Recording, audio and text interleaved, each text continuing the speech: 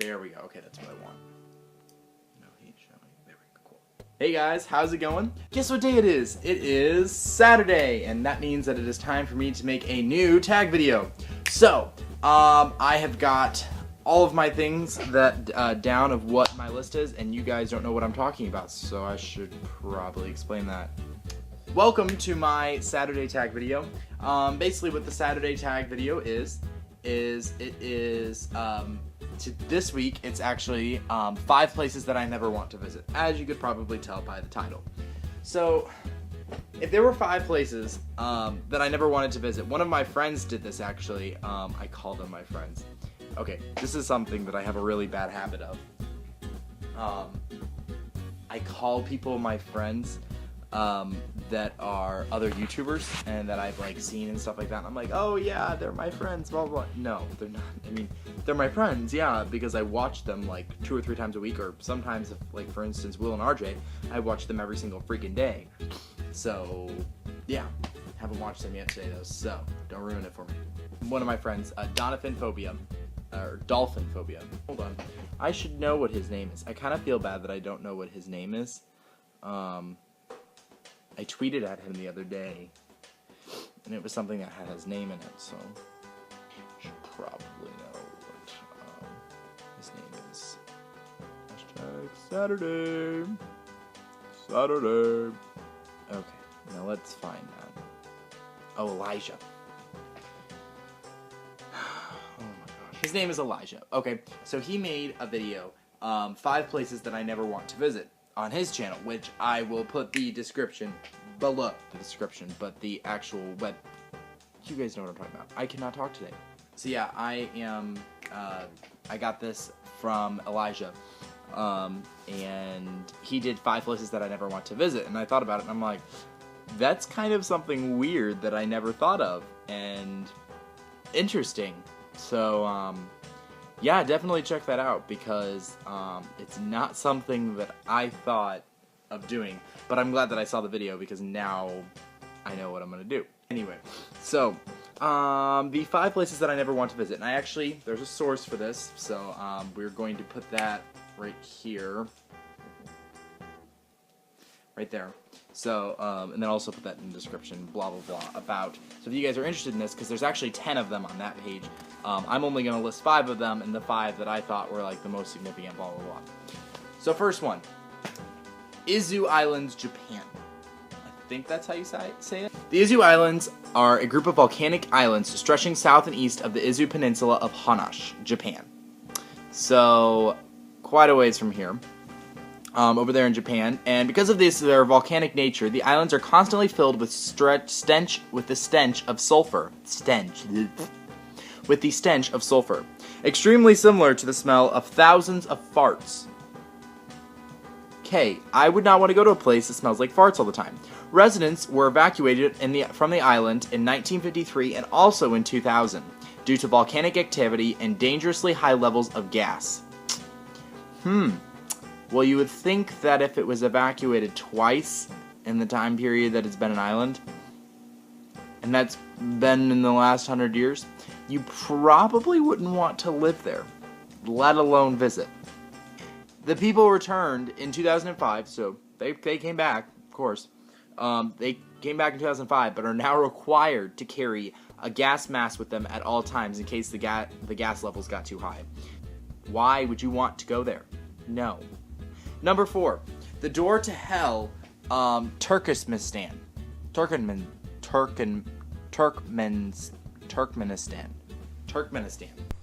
So in case you guys don't know where Turkmenistan is in the middle of the Middle East. Literally. Ugh.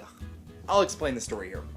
Basically how this place came around was while they were drilling in Dermezin, which is in Turkmenistan, in 1971, geologists accidentally found an underground cavern filled with natural gas. Didn't mean for them to find it. The ground beneath the drilling rig actually collapsed, leaving a large hole with a diameter of about 50 to 100 meters. To avoid poisonous gases from discharging, scientists decided to set fire to the hole. Geologists had hoped that the fire would go out in a few days. but it has been burning ever since. So they set fire to it in 1971, and it's still burning. That's crazy. Locals have named the cavern the Door to Hell.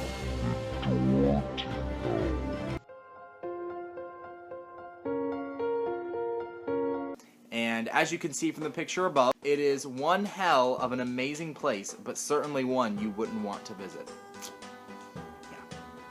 Definitely don't think I want to go to a place where that's been burning since 1971. Number 3. Asbestos Mine, Canada. Okay, so this one's pretty close to home, so, you know, if you don't want to travel too far, this is definitely a place you don't want to go to. It's in Canada. Most places in Canada are pretty cool. This place isn't. Asbestos is a set of 6 naturally occurring silicate minerals, highly prized for their resistance to fire and sound absorption abilities. On the downside, exposure to this stuff causes cancer and a variety of other diseases. It is so dangerous that the European Union has banned all mining of the asbestos in Europe. So they're not even allowed to touch it in Europe. But in Canada, don't you worry. Those Canadians know what they're doing. You can visit the enormous open pit, which is fully operational. The workers in the mines aren't required to wear any sort of respiratory protection, and in some sections of the nearby town, residential areas are butted right next to piles of the asbestos waste. Anyway, the tour that is this mine, when you go and visit, they'll actually put you on a tour bus, and they can bring you around, and they do it during the summer months. Tickets are free.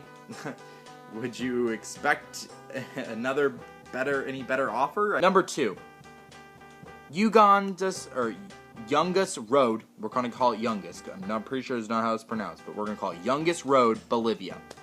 So this is in South America, okay? The North Youngest Road, Road of Death, or Death Road, as it is known, is a 61 kilometers, or 38 miles, for all of you people who don't do metric. I mean, come on now. Metric is the world today. Right. Anyway, it leads from La Paz to Corico, in the Uganda's region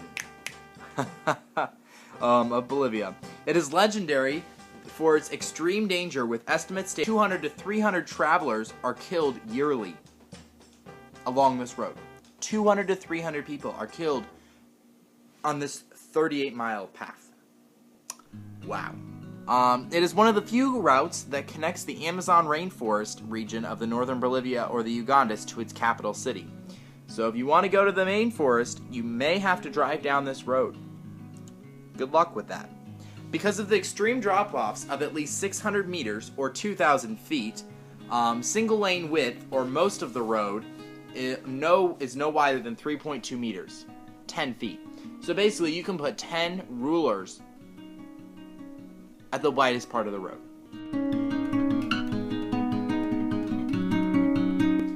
As you can see in the picture, it's just basically like a cliff dropping off. So you're kind of just dropping to your death. It's kind of how this is going.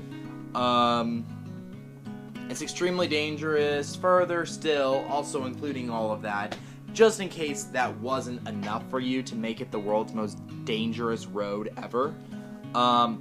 There's fog, and there's rain, and there's dust that cause a lot of visibility problems. Also, it's muddy, and there's a lot of loose rocks on the road, and the road tends to collapse too into the cliff sometimes.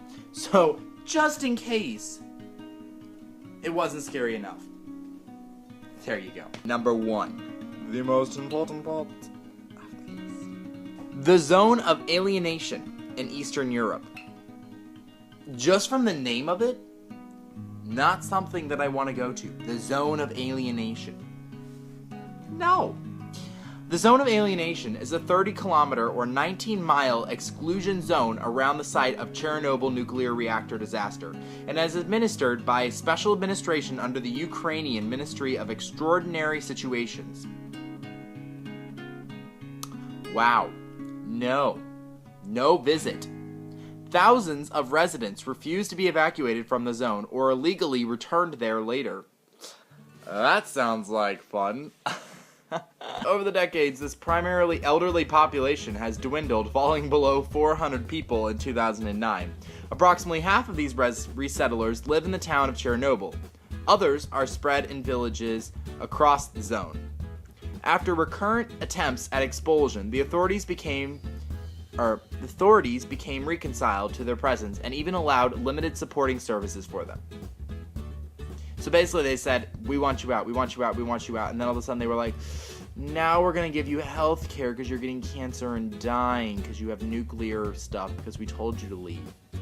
Oh well. Because of looting, there is a strong police presence. So, if you don't die from the nuclear annihilation, basically, of the area, you're going to get shot by a police officer because you're in the area.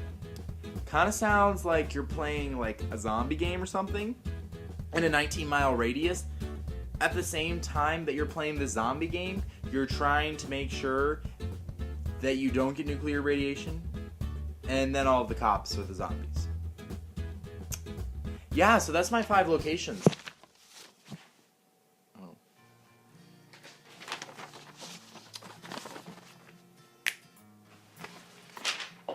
Thank you guys very much for watching this video. I greatly appreciate you guys taking 10 minutes out of your time to watch this awesome video, because I know that I'm awesome. So remember, have a gay day. Be happy.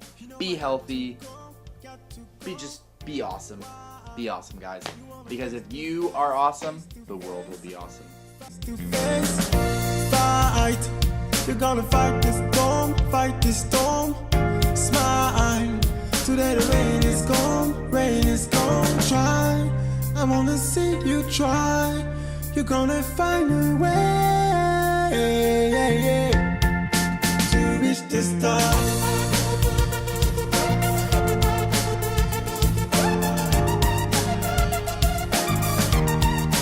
To reach